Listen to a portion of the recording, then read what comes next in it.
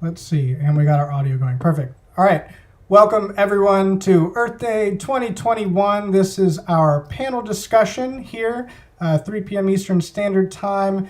The title of this session is Turning Our Communities Green. And we are just so excited to have our group of panelists with us here today. Those panelists, to kick us off, we have Dr. Jack Eady, who is a Green Vibes board member and an educator.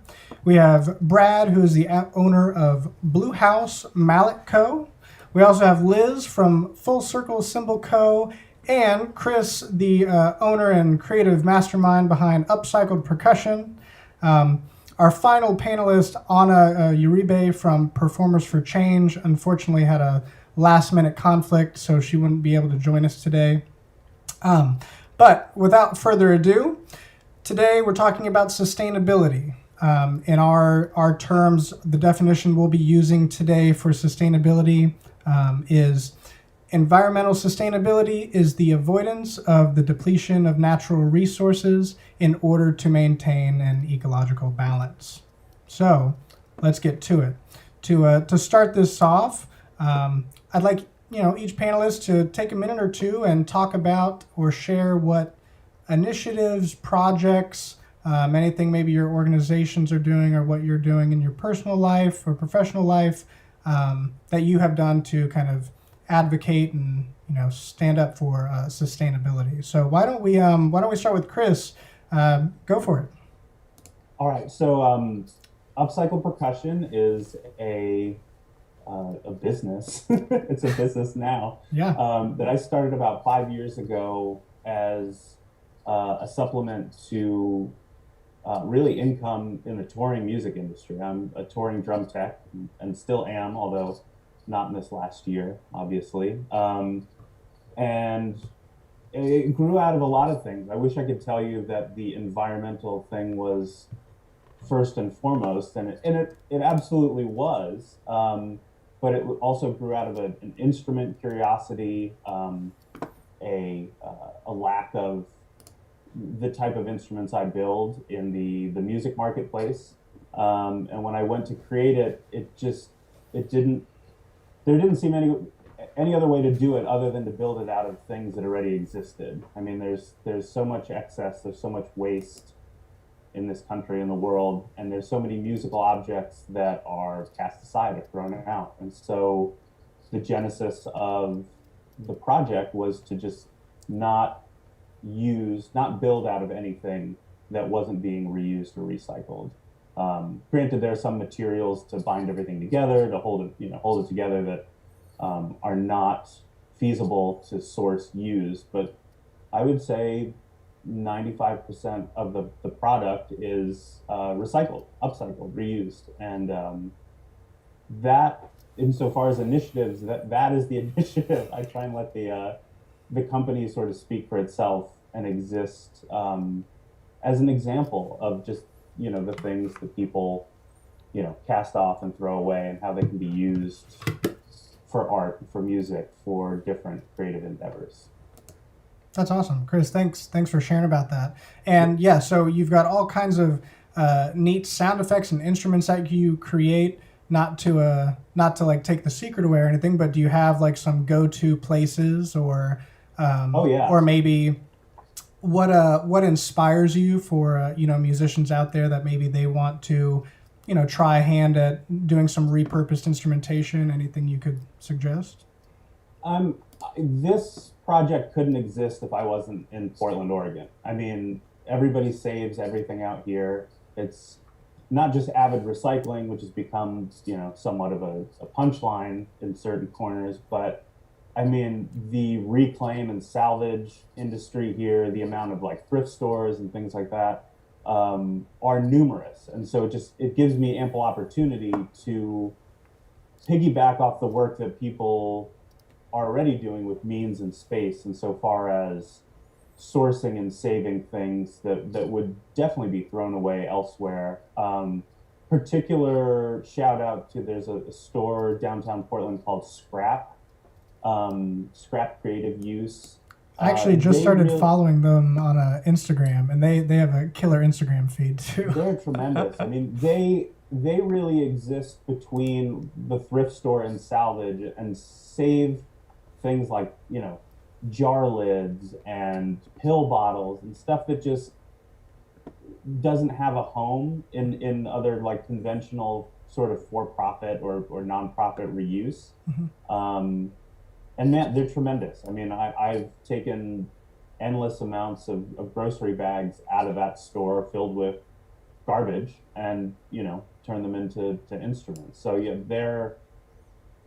I don't know what I'd do without them. They are a number one. That's awesome. For sure. That's awesome. Well, so keeping on that kind of point of reuse and recycle and repurposing, let's go over to Liz for a minute from Full Circle Cymbal Co. because I think there might be a little bit of a similarity there. So.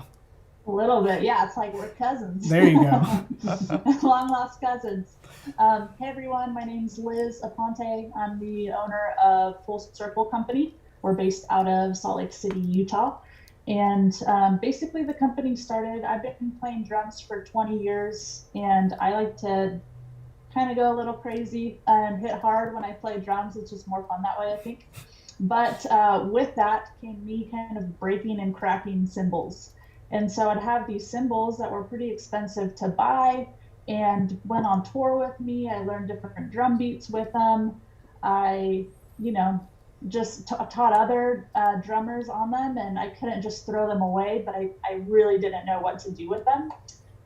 Maybe mount it on my wall or something, but I had the idea to turn one of my cymbals into some bottle openers and give them out to friends just as an experiment, one, but then two, just something with meaning and a purpose instead of just trying to figure out what to do with it or it just sitting in my closet because there's no way I was throwing it away. So one thing led to another. That experiment turned out great. I myself wasn't a huge jewelry wearer, but I would wear something with meaning or if it had a past life or a really cool material.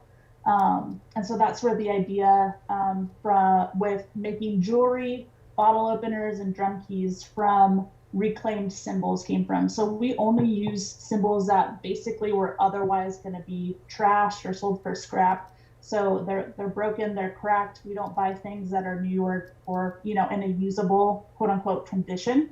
And then we turn them into just really cool designs, I think. Necklaces, we have bracelets as well. This is the bottle opener, the first one that I was talking about.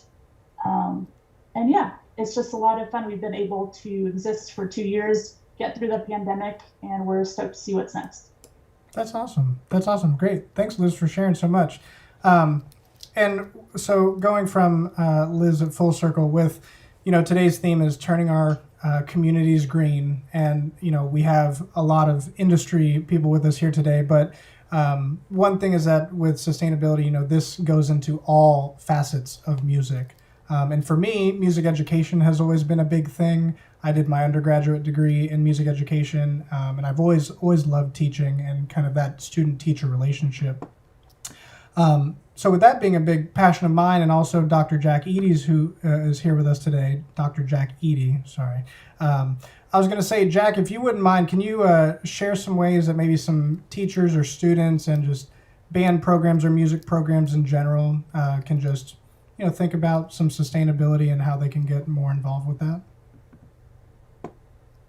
Oh, sorry, Jack. I think you might be muted. It's going to be nice when we don't have to say that anymore, right? Being muted on Zoom. What a concept. But I think the biggest thing we as educators can do to help with that is going digital. I think using digital measures allows us to, one, give the kids access to those things, not killing all those trees that we purposely do, tens of thousands upon thousands of sheets of paper, and I would encourage those educators, one, to find ways to do things digital. It can be a start with, when you're printing your band handbook, no one needs that in paper form, anymore. Everyone can look at that on their phone and not making useless materials happen. The publishers are doing a great job today making everything accessible digitally for you. I know in Orlando, where I taught, there's a big push for the technology, so everyone has a piece of equipment that they can use, and you don't need the paper products to do that.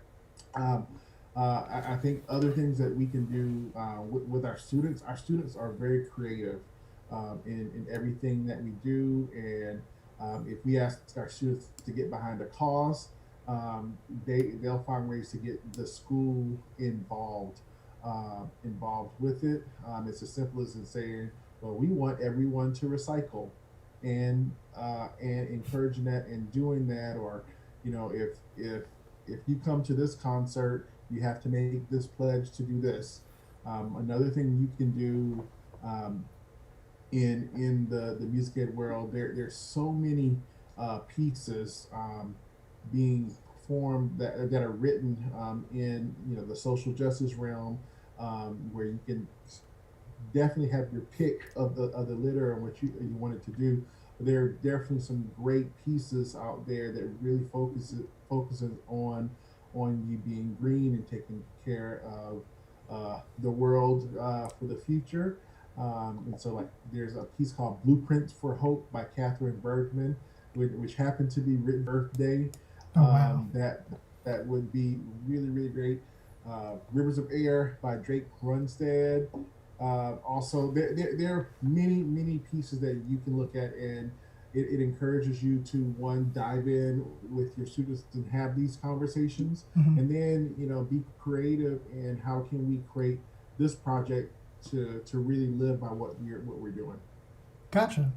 Well, thank you for sharing all that, Jack. And with the music thing, um, not necessarily for band quite yet, but at least for some percussion and chamber ensemble now. I mean, that's what Green Vibes is all about, is advocating for the sustainability through the music we commission and perform and use to educate our audiences and just talk about these things, get those discussions started. One thing, Jack, also to finish up on with technology as an educator, and I've been on the band director podium myself for just a little while, just barely, and have seen technology instituted in classroom settings. I'm just curious, what's your opinion on that? Yes, it's a huge sustainability thing, but also maybe some teachers might be worried, or educators, that students would get distracted. I also kind of think back to a lot of collegiate and DCI type of groups are using like the digital sorry, help me out with that, drill charts and things. Yep. Yeah. Ultimate drill book. Yeah, that type of technology, instituting that. I mean, what's your reaction to those things? Do the pros outweigh the cons? Yeah, so I was really worried about that when we first did it. It's like, young kids having their phones on them at all times. So the biggest thing is the trust, and you have to show the students that you're trusting them with this technology for good, and to use it for what we intend them to. What we've learned is, not only have we've saved a ton of time and money, not wasting the paper, and we're helping the environment. But going on the phone, like with the UTV app in particular, it shows you how to get from one spot to the next spot. It shows you it just makes life easier. So the students, instead of saying go find your dot, we say look at the animation, now go march there, and it takes that away. And when it comes to like your phones, and you're like, you say, okay, we're playing these stand tunes, we're just going to upload it to Dropbox, and it's already there on your phone, and it just makes it easier. And it's a difference if your students are looking at the phone when it comes to like learning drill, reading music, or they're doing the texting. So sometimes you have to like remind them what it's for, but the pros, overwhelmingly outweigh the cons. Awesome. Yeah. So for any educators out there looking to maybe try to reduce some paper use, definitely some things to consider. And with technology, I know that's a huge thing with Mr. Brad Howard, who's with us from Blue House Mallet Co. He's got quite the shop, and I'm sure he would love to tell you all about it. So why don't we go over to Brad for a minute? Well, we have limited time.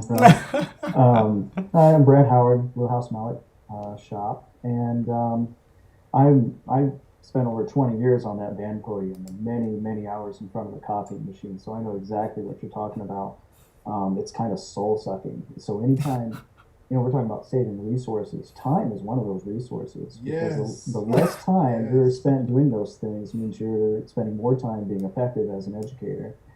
So the Blue House shop is after a career of education, a career of music education.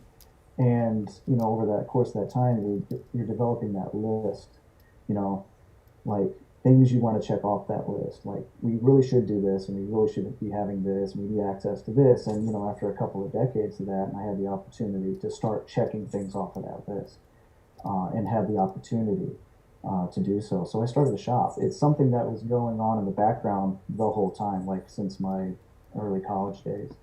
And so as a mallet maker, everything is new. So we address, the initiatives, the eco initiatives from a production side and from a resourcing side, and largely how we just run the facility, how we run the shop, because it's all solar powered and not just light energy. There's a greenhouse connected to the facility that stores thermal energy, which we then draw from, and basically an earth battery, which is underneath the entire complex, and all the things that go along with solar, like battery storage and things like that, and the hot water and all of those wonderful things that give us. And we're a small organization. It's a small group, it's a family-owned, shop. But just in approaching the new business that way, it opens up resources to do other things more effectively, like how you resource your materials, where you get your handle material from, and how picky, and because it's low volume, how picky you can be with the selection of those resources so you're wasting less. So one big initiative in just how we run the facility, how we run the shop, opened up opportunities to how we then fulfill the philosophical side of how we make, what we make, and why. So it just released all that capital, and by releasing that, not having to worry about how we're going to run the place, it frees you up, or freed us up, to be more innovative. Right. So one thing just naturally led to the other. That's and awesome. That's how the shop has been running. Yeah, it's really, I don't know how other established businesses do it. We couldn't see any other way forward because we are new. We weren't really held to any kind of standard. So we wrote our own playbook on how to do it, and it's what works for us. I don't know if the blueprint could be picked up and transplanted to other applications, but certainly parts of it could be gleaned, and drawn from. That's awesome. Yeah. So with the various sustainability efforts going on and different ideas about how to green each of our communities, I guess this is a kind of general question for whoever wants to hop in. How do we get the word out more? One thing we all, I feel like, have our maybe a little niche market or group, and it's that's the general question I always come back to. It's, well, how do we get our voice to be louder? Like, what do you guys think is the next step? I'll jump in. I think with everyone, I think the first thing you do is take one step. Like, one, okay, we're gonna go green. Mm-hmm. Or two, Earth Day's coming up. What can we do to be a part of that? And get your kids to be a part of the creative process and figure out what you're doing, and then let that spread to your school and their parents and the community. And I think this also gives us opportunity to pair with the wonderful agencies in our towns or those campus organizations as well. as well as doing that. So I think the biggest thing that stops us is we don't know what or how to do. And I think if we just like take one step forward, it'll lead to vast opportunities. Thanks, Jack. Brad, did you want to, or Liz either? Well, my last school where I taught was in Doha in Qatar, and in the Middle East, and which runs on natural gas. That's just what they do. But even in that school, you're talking about tapping into a community. Within that school community, there was untapped energy to make a difference, and it was there. It's just a matter of just realizing A, that it was there, and then B, who do we connect to start initiatives. And within that country, and many of the countries in the Middle East area, they are switching or making initiatives to switch from petroleum based, because it's going to run out, into other forms of energy and business initiatives and things like that. And there is an organization there, and they connected with that organization, and they and they all had already established, for schools that wanted to do so, a list of initiatives to become a certified green school. Even within that, that landscape, which you wouldn't, it's the last place you'd expect to find one. Right. And they did. And there's a greenhouse facility because they won that kind of badge. Now there's a greenhouse on campus, which opens up other education opportunities. And the paper consumption in schools is ridiculous. The paper consumption went way down. And putting those sources electronically went way up. And but it was just a matter of identifying it and taking, like Dr. Jack said, that first step. Just even if it's in the wrong direction, you find out pretty fast that you're moving in the wrong direction, and quickly figure out which way to go. Because there are a lot of organizations out there to simply guide you, right? And because they don't have the manpower and the resources, which you do have access when you're teaching out of school. You have tons of hours that people are willing to put into that, and just connecting gets the work done faster than one would think. Liz, you were going to have a comment.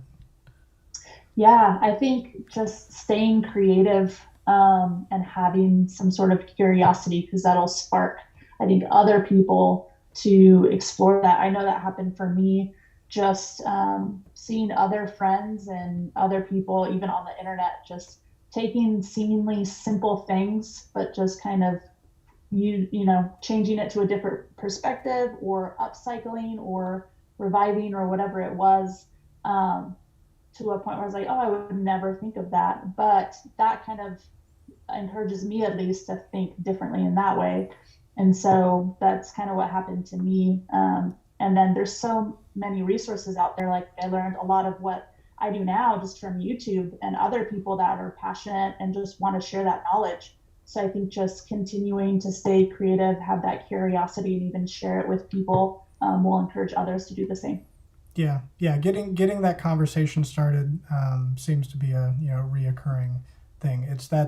Get these conversations started, get them rolling, and that's one thing. I actually own one of those bottle openers from Full Circle Symbol Co. And I mean, every time I open it up to open my soda, then it's always oh my gosh, it's so neat, and then gets the conversation rolling and how people can be green. And one thing, kind of taking a page out of Chris's book, for Green Vibes, when we commission music, we always try to work with composers to create instruments, or to give the performers instructions on something to create, or a sound effect to go for. So one of the first instruments we actually had to ever create was called the loggerine. And essentially what it turned into was a kind of a sheet of scrap metal that we then got holes through and attached beer bottle caps to, or bottle caps to, and it creates this really cool kind of like a rhythm crasher type of sound for the musicians listening out there that know what a rhythm crasher is. Just a very trashy cymbal type of sound. So yeah, it's fun, and I think getting those conversations started is really important. Chris, did you have something you wanted to tack onto that? Sure. I mean, I think building on what Liz said, insofar as being an example, sometimes it's showing people what's possible, with things that they don't that they wouldn't normally associate with music or art. I know personally, I've developed this save everything mentality at home, Yeah. and obviously I'm always looking to build out of stuff, but a lot of times I'm discouraged by the materials, and I've gotten to a point where I think I just don't have enough of them. You know, if something seems ineffective or uncool or not very appealing in small doses, sometimes if you let it breathe, keep saving it, build it up and see what it can become in a larger context, it changes the perception completely. I mean, small, quick anecdote, I have two cats, and for 4 years, I saved every lid off their cat food Mm-hmm. and could not figure out anything effective to do with it. And then finally, one day, after having, a giant tub of it, something just clicked. And it was like, oh, if I do this and do whatever. And if I hadn't saved this stuff, I would have no way to, now keep building these instruments because I have 5 years of cat food lids. This is these guys.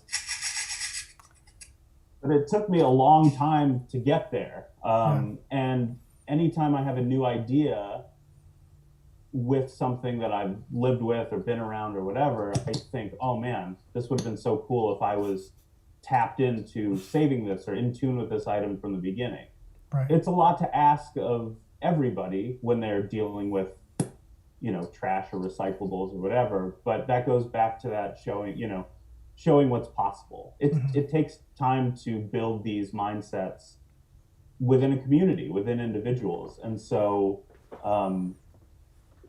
it's not necessarily trailblazing to, save a bunch of disposable stuff and hope that it turns into something. But I think it also extends beyond music, especially into art. I mean, I think that the flip side to the creativity is the infrastructure, is having people who are devoted to saving things to save it because somebody might use it, or seeing the possibility in certain materials, or not just dumping stuff entirely into a landfill, and then tapping between these industries, waste industries, salvage industries, to creative industries. I mean, it bridges a lot of different disciplines.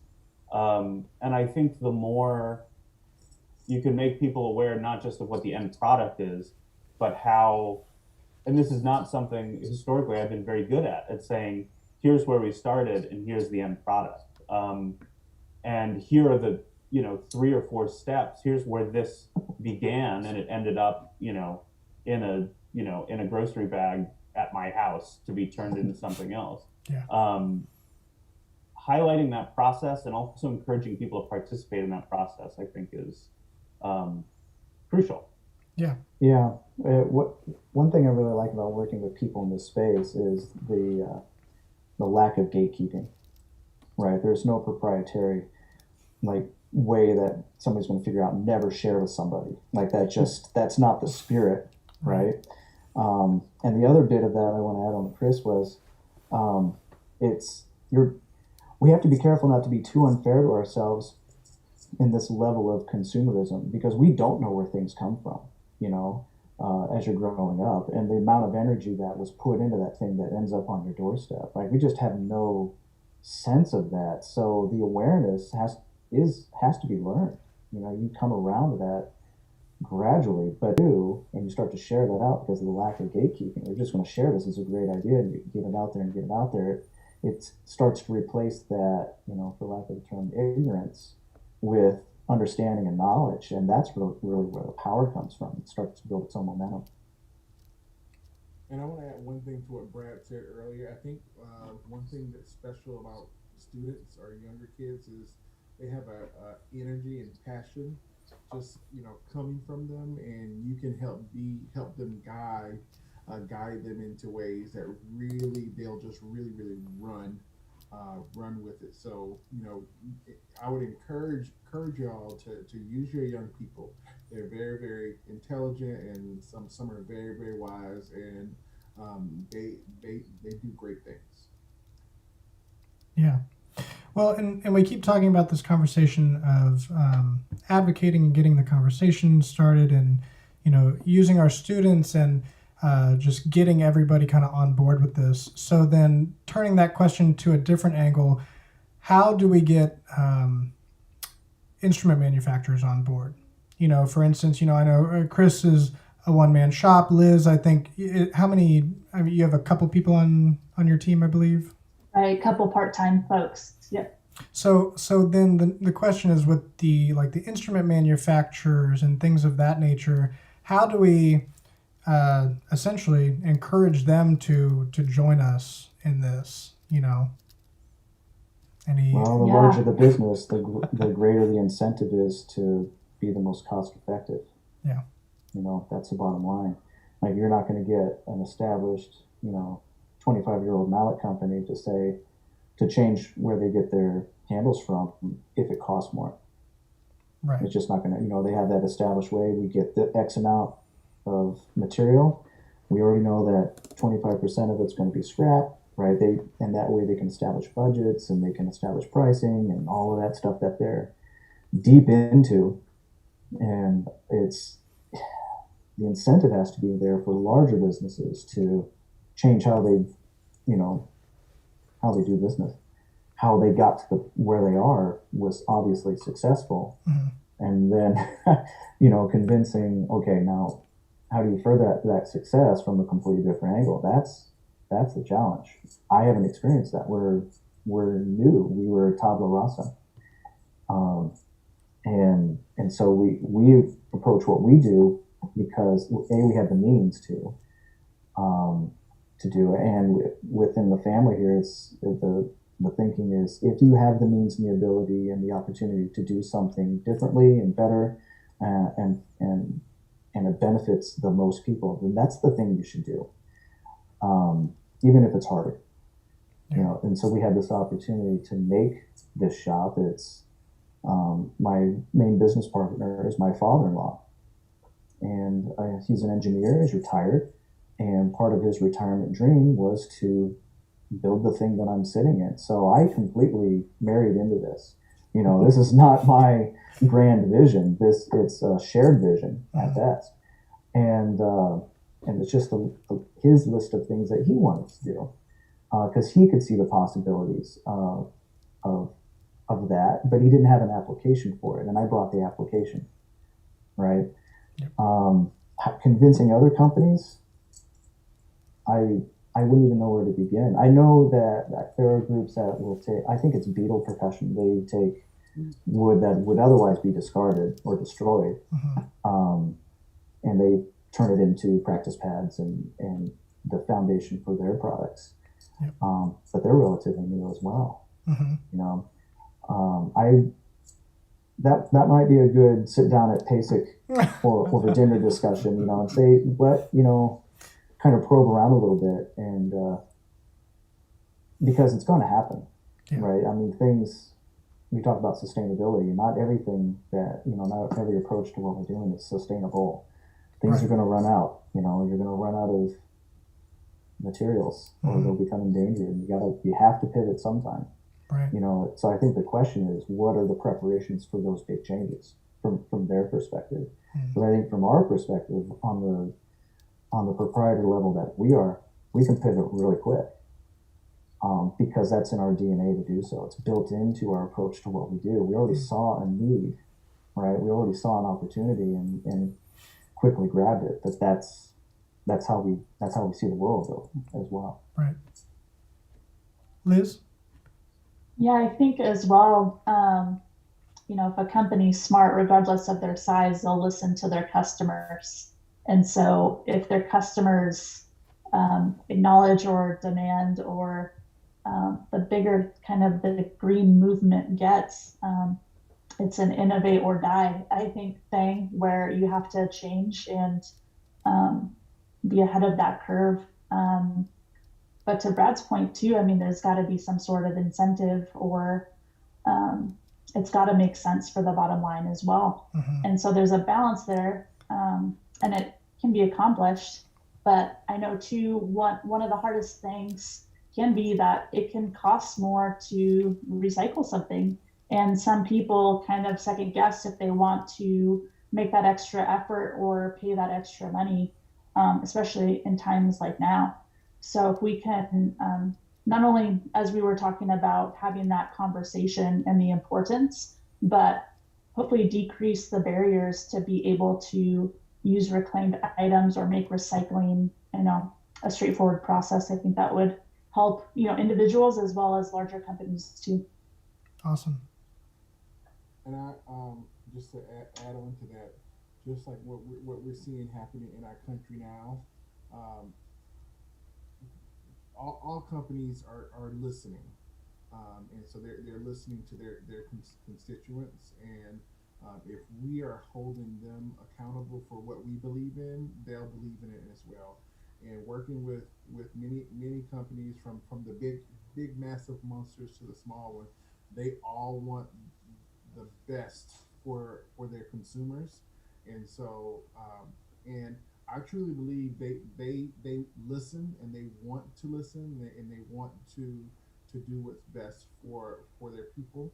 I think we just have to make the time and talk to them, and I believe they will listen. Yeah. Thanks, Jack. Chris, did you have anything you wanted to add on? Yeah, I mean, really piggybacking on everybody, I think similarly what Brad was mentioning about something arriving at your door and not knowing where it comes from.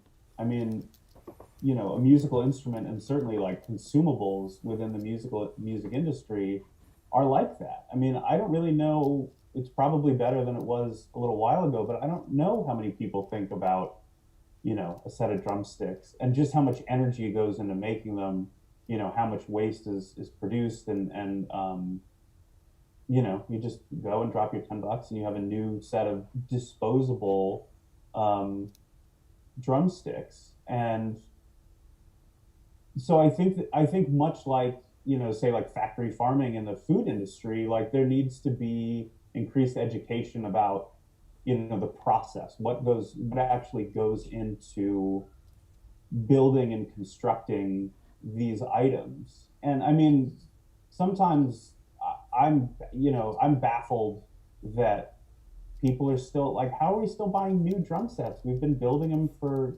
building good ones for like 70 years. Like, do we need more of them? But obviously there's a marketing and incentive, a brand building. But I think that's the slick sheen on the outside that everybody digests to a certain extent. But the process behind it, we would do well for there to be greater transparency there. And you would hope, we have to incentivize the company, sure, and you'd hope that there's an incentive for them to get out ahead of it rather than to be reacting to consumer demands. But I think part of that is kind of shrouded in that secrecy of just how much, water, energy, wind, wood is consumed in production of that stuff. Yeah, absolutely. And that's one thing with Green Vibes too. We have started this partnership program, and we're working to get this thing off the ground and whatnot, and essentially working with companies to help them build sustainability plans that they can host on their website so that they can share these initiatives that they're working on, share how they can be greener, and maybe bring some more transparency to the various manufacturing processes and things like that. So, well, I think that gets us to a really good stopping point here today. I wanted to say it's been so insightful to hear from all of our awesome panelists, and share these conversations about sustainability. So I'd like to thank each and every one of you for being here with us. And just one last plug, remember that our premiere concert for Series 3 is tonight at 6:30 p.m. Eastern Standard Time. It'll be on YouTube Live, so just go on YouTube, find Green Vibes Project, and we hope to see you there. And one more time, thank you guys again for joining us, and have a wonderful rest of your Earth Day. Thank you. Thanks. Thank Thanks, you. Jake. See ya.